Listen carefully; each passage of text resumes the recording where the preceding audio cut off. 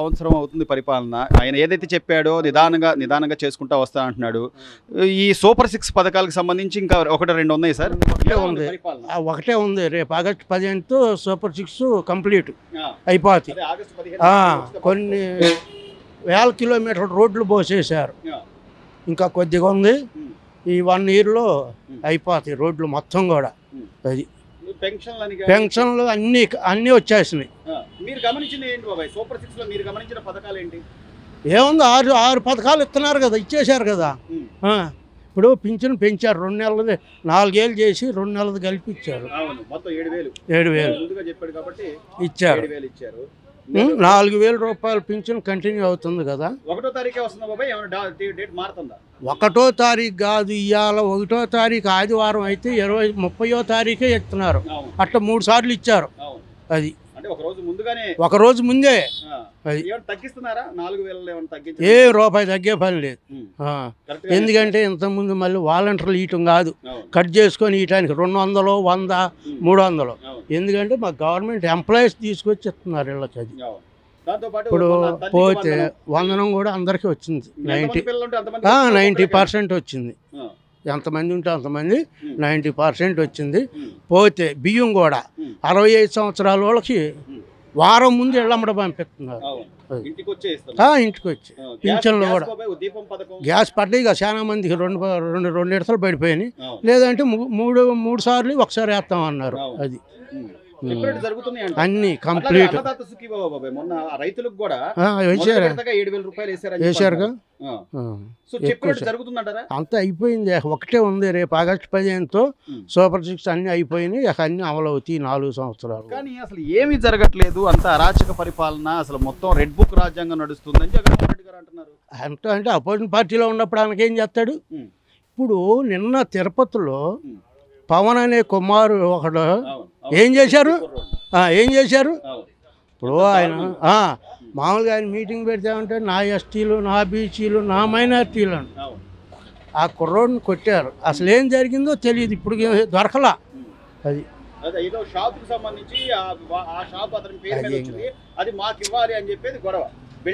అది షాప్ ఏది అనేది తర్వాత సంగతి. అపోజిషన్ పార్టీలో ఉండి కూడా అట్లా జరుగుతుందంటే అధికారంలో లేకపోయినా తిరుపతి 5 నియోజకవర్గాల్లో కూడా వాళ్ళు అవాజ్ ఆగించుకుంటున్నారు. మరి నాయకుడు అలా ఉన్నప్పుడు ఇప్పుడు కార్యకర్త కూడా ఇప్పుడు రేపు వస్తే రప్ప నరుకుతాం, లేకపోతే ఎగరేసి కొడతాం. మరి ఇదే కదా అది పోలీసు వాళ్ళు ఆలోచించుకోవాలి. అది ఇప్పుడు మిగతా వాళ్ళని కూడా మేము వచ్చాక మీకు సినిమా చూపిస్తామంటున్నారు కదా. అది ఎవరికి చూపించాల్సిన వాళ్ళు చూపిస్తారు. అందరి జోలికి ఎందుకు వస్తారు అనేది గుర్తు పెట్టుకుంటాం. అందరినీ వరుసనే మేము చూస్తాను. అందరినీ లాగిచ్చేసి ఎవరెవరిని కొయ్యాలో ఓసుకోత కోసేస్తాం మేము అనే డైలాగ్. చేసి ఉండే వ్యక్తి మాట్లాడవచ్చా? ఆ మాటలు మాట్లాడవచ్చా? మళ్ళీ కావాలా నాకు సీఎం అనే నీకు ఉంటది కదా ఆశ. ఉన్నప్పుడు నువ్వు ఈ మాటలు, ఈ డైలాగులు ఆడకూడదు కదా. వస్తాడు ఎవడో దగ్గరికి రాము కదా. మరి ఆ డైలాగులు ఆయన అధికారంలో లేకపోయినా కూడా అంత డైలాగులు ఆడుతున్నాడు అంటే సామాన్యమైన పనే. ఆయన ఏంటి వచ్చుంటే ఇంకెంత ఉండేది అసలు. పోతే మరి ఆలోచించబట్టేగా. మరి ఇప్పుడు 11 సీట్లే వచ్చి ప్రతిపక్షం కూడా లేకపోయినా కూడా ఇంత నువ్వు చేస్తున్నావు. నువ్వు వచ్చుంటే ఇంకెంత చేసేవాడు. కొడతానంతే. నువ్వైతే వరుస పెట్టి కోసుకుంటావు వచ్చేవాడు. మేమైనా ఉండ భూములు కూడా తీసుకొని మొత్తం తాకడ పెట్టేవాడు. ఊడి పెట్టాల్సినవన్నీ పెట్టేసేసేవాడు. ఇప్పుడు మాత్రం పోయింది ఏముంది? సంవత్సరం ఆల్రెడీ కళ్ళు మూసుకున్నాం, అయిపోయింది. ఇంకో 3 ఏళ్ళలో మళ్ళీ నేను వచ్చేస్తావు. వచ్చే జనాలకు తెలియపోకుండా మళ్ళీ కళ్ళు మూసుకున్నారు అని వీళ్ళు. మళ్ళీ ఇక మనకు తింటాక కూడా అన్నం లేదు, భోజనం కూడా కరువు వస్తుంది. ఇక కాదు బాబాయ్, కనీసం ఇంట్లో చెల్లెలు కానీ తల్లి కానీ వాళ్ళకి చేయని న్యాయం రాష్ట్రంలో ఉన్న ఆడబిడ్డలందరికీ చేస్తారా? నమ్ముతారా? ఎవరైనా నమ్మాలి కదా జనం కూడా. మన ఎవరైనా పని అని ఏంటనేది కూడా మనకు తెలియాలిగా. ఇంకా వచ్చేది ఎక్కడికండి? ఏమిటి వచ్చేది? ఈయన అదిరిపడేది కూడా అందుకే.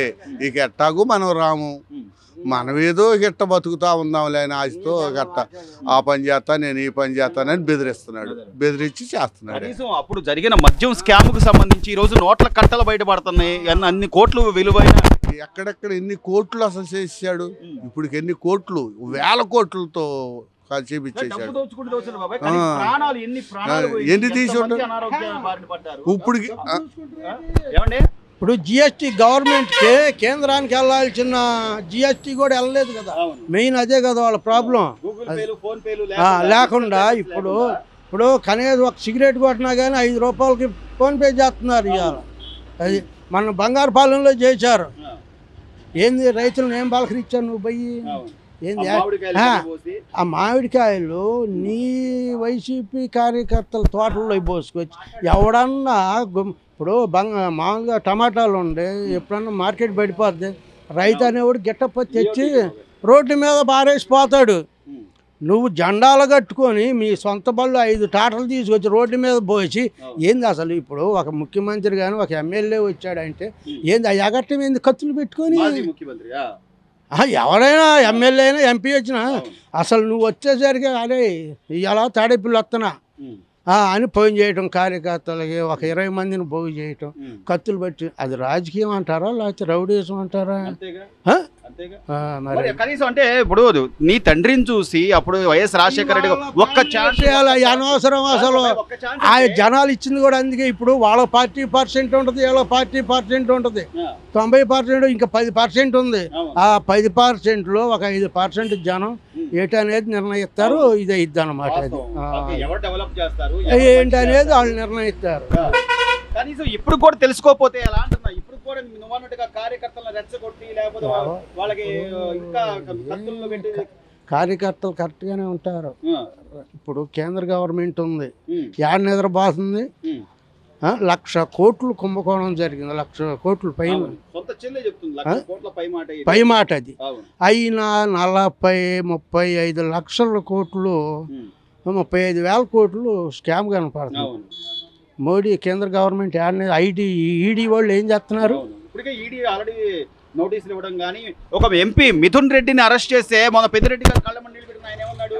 ఇదంతా రాజకీయ కుట్ర, చేశారు. నిజంగా రాజకీయంగా చేయాలి అంటే జగన్మోహన్ రెడ్డి గారు ఎంత స్వేచ్ఛగా, రోజా గారు ఎంత స్వేచ్ఛగా మాట్లాడుతున్నారు బాబాయ్? అందుకు ఇప్పుడు మీడియా వాళ్ళు కూడా అదే అడుగుతున్నారు. నిన్న మీరు అధికారంలో ఉండి ఆ కుర్రోడిని ఈ విధంగా చేయటం ఏంటి? రైతు భరోసా పడ్డాయి 7,000 పడ్డాయి. 7,000 వచ్చినాయి. ఎట్లా బాబు మీకు ఎలా ఉపయోగపడతాయి అనుకుంటున్నారు? ఇప్పుడు ఏ పంట వేస్తున్నారు? ఏంటి? మాగాళ్ళు వేస్తున్నాం. మాగాళ్ళు వేస్తున్నారు. మాగాళ్ళకి ఉపయోగపడతాయి. ఆ ఎరువులు కొనడానికి కానీ లేకపోతే ఏదో కూలి వాళ్ళకే కానీ జరిగల్లా కానీ ఉపయోగపడతాయి. సో రెండో దఫా కూడా మళ్ళీ 7,000 మళ్ళీ 6,000 మొత్తం 20,000 ఆయన చెప్పినట్టుగా వేస్తాడు అనుకుంటున్నారా? వేస్తాడు అనుకుంటున్నాం. మరి ఇక చేసేది అయింది మనం చెప్పలేం కదా. ఇప్పుడు ఆయన అన్నట్టుగా చేశాడు కదా, 3,000 నుంచి 4,000 వస్తున్నాయా లేదా పెన్షన్లో? వస్తున్నాయనేగా చెప్పుకునేది. అవును. ఇప్పుడు పిల్లలకి ఎంతమంది ఉంటే అంతమంది డబ్బులు ఇస్తా అన్నాడా లేదా? ఇచ్చాడా? అట్లాగే ఈ ఉచిత బస్సు మహిళలకు రేపు ఆగస్టు 15 నుంచి ఉచిత బస్సు కూడా ఇస్తా అన్నాడు రాష్ట్రం అంతా. ఆయన చెప్పినట్టుగా చేస్తున్నాడా లేదా? మరి జగన్మోహన్ రెడ్డి గారు అసలు ఏమి చేయట్లేదు, మళ్ళీ నేనే వస్తాను వచ్చాక సినిమా చూపిస్తా అంటున్నాడు. చూపిస్తాడే వాళ్ళే వచ్చినాడు చూపిస్తాడుగా, ఇవాళ చూపిడుగా. అంతేనా? వచ్చే అవకాశాలు ఉన్నాయి అంటావా అంటున్నా? నాకు తెలిసి అయితే లేదు. ఎందుకని? ఎవరు బాగా చేస్తే ఆడైనా కావాల్సింది. అంతేగాని మనకి ఏ ఆళ్ళు అని ఇళ్ళ కాదుగా, ఎవరో చుట్టాలు కాదు, ఎవరు పనాలు చేసుకుని బతకాలి. నేను ఎగరేసి కొడతాను, నువ్వు వచ్చాక మేము రప్ప నరుకుతాం, అసలు ఈ మాటలు కరెక్టేనా? నువ్వు ఒక మాజీ ముఖ్యమంత్రిగా చేసిన వ్యక్తివి, అట్లాంటి మాటలు కరెక్టేనంటావు బాబాయ్? అదే ఎవరంటారు ఆ మాట కరెక్ట్ అని? నువ్వు ఎంతలో ఉండాలి అంతలో నువ్వు శుభ్రం చూంటే మళ్ళీ నిన్నే ఎన్నుకుంటారు. నేను వచ్చిన తర్వాత మళ్ళీ ఎక్కడున్నాను లాక్కొస్తాను, బయటికి తీసుకొస్తాను, మళ్ళీ లోపలేస్తాను, గాల్లో ఎగరేస్తాను అంటే అది కరెక్ట్ కాదండి. రాజకీయం వాళ్ళు చేస్తారు, వీళ్ళు చేస్తారు, అందరూ చేస్తారు. నీ పద్ధతి నువ్వు చెయ్యి, వాళ్ళ పద్ధతులు వాళ్ళు చేస్తారు. నీకు నచ్చింది కాబట్టి నీకు చేసేది. నువ్వు ఎందుకు ఓడిపోయావు? 151 సీట్లు 11 సీట్లు ఎందుకు వచ్చింది? మీరు గమనించాలిగా అక్కడ కూడా. ఇప్పుడు అలాగే అది చూసుకోవాలి కదా. ఇప్పటికి కూడా ఇంకా తగ్గట్లేదు వాళ్ళు. అవి చూసుకోవాలి. మళ్ళీ మనం వస్తాం, ఇవాళ ఉంటారు, రేపు వస్తారు, పోతారు. రెడ్ బుక్ రాజ్యాంగం నడుస్తుంది, జగన్మోహన్ రెడ్డి గారు అంటున్నట్టు ఆ కలికాలం నడుస్తుంది. రెడ్ బుక్ రాజ్యాంగం అంటే ఇంత స్వేచ్ఛగా మాట్లాడుకోగలుగుతారు సార్? రోజా గారు ఎగరేస్తా అని ఎక్కడైనా రెడ్ బుక్ రాజ్యాంగం అన్యాయంగా వాళ్ళని లోపల వేసారండి? చెప్పండి.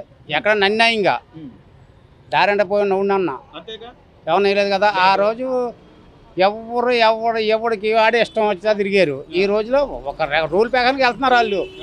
ఇప్పుడు వాళ్ళే కానీ ఏలే కానీ ఇప్పుడు కూడా నువ్వు 11 సీట్లు వచ్చిన తర్వాత కూడా నువ్వు ఇంకా నేను వస్తాను ఆ ఎగరేస్తాను కాకి కూడా లోడెత్తాను అది కరెక్ట్ కాదండి. మీరు ఒక హోదా సీఎం హోదాలో ఉన్నారు, మాజీ సీఎం హోదాలో ఉన్నారు. రేపు చంద్రబాబు ఉండొచ్చు లేకపోవచ్చు, నువ్వు రావచ్చు. మరి అప్పుడు నీకు ఇలువ ఉండాలిగా.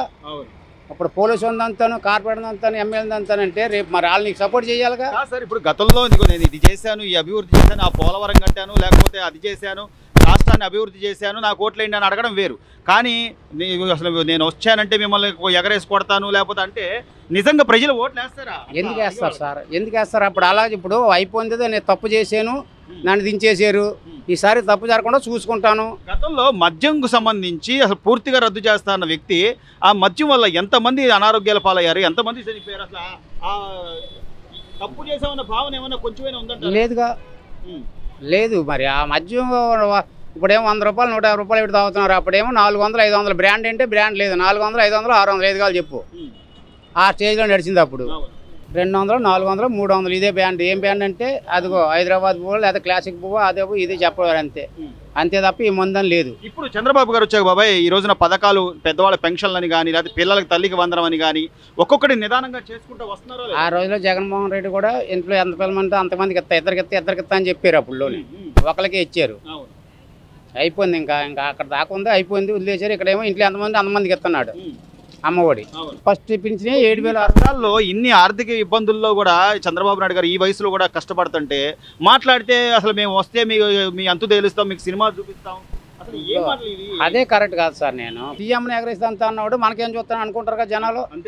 అంతే కదా. ఇప్పుడు ఓడిపోయాం, మనం చేయలేదు, ఓడిపోయాం అనుకోవచ్చు.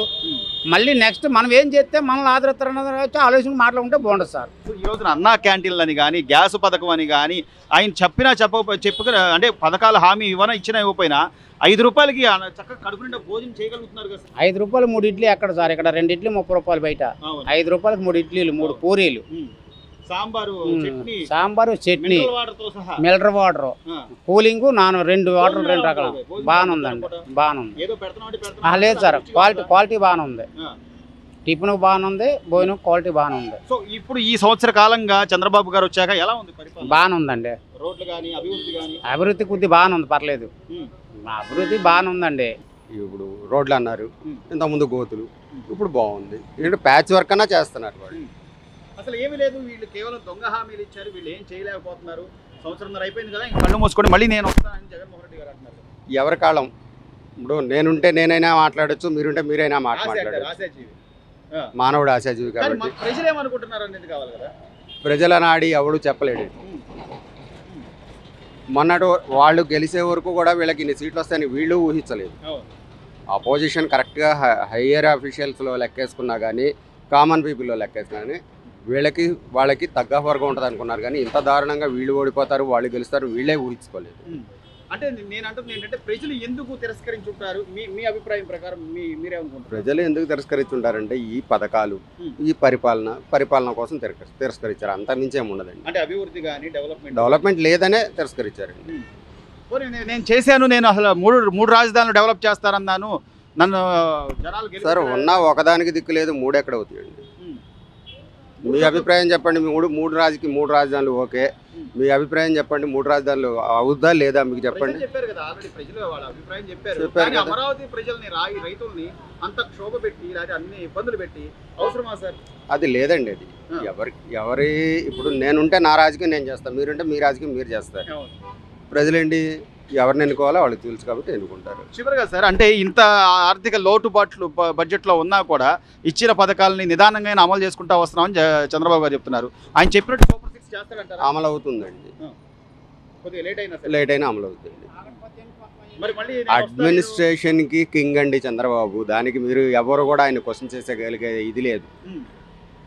మరి సంవత్సరంన్నర అయిపోయింది, 3 ఏళ్ల తర్వాత ఎగరేయడమే అంటున్నాడు ఆయన. అది ఎవరు చెప్పే డైలాగ్ వాళ్ళు చెప్తారండి. దానికి ఎవరు మనం చూస్తూ ఉండాలి అంతే. ఒకటి చేస్తూనే ఉన్నారు కదండి, చూస్తూనే ఉన్నారుగా. ఇప్పుడు రైతు భరోసా వేసాడు మొన్న, మరి పింఛను ఎక్కంలోనే 4,000 ఇస్తాను 4,000 ఇస్తున్నాడు. మరి అన్నదాత వేసేస్తున్నాడు, రేపు ఆగస్టు 15 బస్సులు వెళ్తున్నాడు, గ్యాస్ బండ్లు వేసాడు. మరి ఒక్కోటి చేస్తున్నారు కదా. ఇంకా 1500 అన్నది నెక్స్ట్ మంత్ ఏమన్నా చేస్తాడేమో చూడాలి. అందరికీ పడ్డాయి 100% పడ్డాయి. సో ఈ రోజున లోకేష్ గారు విద్యాశాఖ మంత్రిగా ఆయన స్కూల్లో తీసుకొస్తున్న మార్పులు సార్, అంటే మధ్యాహ్నం పూట సన్నబియ్యంతో భోజనం దగ్గర నుంచి పిల్లల బ్యాగులు కానివ్వండి మొత్తం గమనిస్తున్నారా సార్? మీరు చూస్తున్నారుగా డ్రెస్ ఎలా ఉంది, ప్రైవేట్ స్కూల్ డ్రెస్ లాగా ఉంది. ఇప్పుడు చూస్తున్నారుగా మీరు, పిల్లలు వెళ్తున్నారు స్కూల్లో, చూసారు ఎప్పుడన్నా? ప్రైవేట్ స్కూల్కి ఇచ్చిన డ్రెస్ లాగా ఉంది. అసలు మామూలుగా గవర్నమెంట్ స్కూల్కి వెళ్ళే పిల్లల్లాగా లేరు. అలా డ్రెస్ వేసుకుంటే అసలు వాళ్ళు ప్రైవేట్ స్కూల్కి వెళ్తున్నారు, కాన్వెంట్లకి వెళ్తున్నారు అనుకుంటున్నారు. అలా ఉన్నాయా కదా మీకు, మీరు కూడా చూస్తున్నారు కదా. ఇప్పుడు రోడ్లు వేస్తున్నారు, అమరావతి చేస్తున్నారు, పోలవరం మళ్ళీ స్టార్ట్ చేస్తున్నారు. అంతకుముందు చంద్రబాబు గారు కట్టిందే కానీ వాళ్ళు ఇంతవరకు ఒక రాయి కూడా వేసింది లేదు. ఇప్పుడు అమరావతి కానీ పోలవరం కానీ వాళ్ళు ఏం కట్టింది లేదు, ఏం చేసింది లేదు. అసలు రోడ్లు కూడా చూస్తే అంత దారుణంగా తయారైనా చూశారు. రోడ్లు వేశారు, ఇప్పుడు రోడ్లు వేశారు. అంతకుముందు ఎక్కడ రోడ్లు ఏమైనా వేసారా? ఎక్కడ వేయాల, గ్రామాల్లో కానీ ఎక్కడ కానీ రోడ్లు వేయాల. Please subscribe to Leo news for more videos.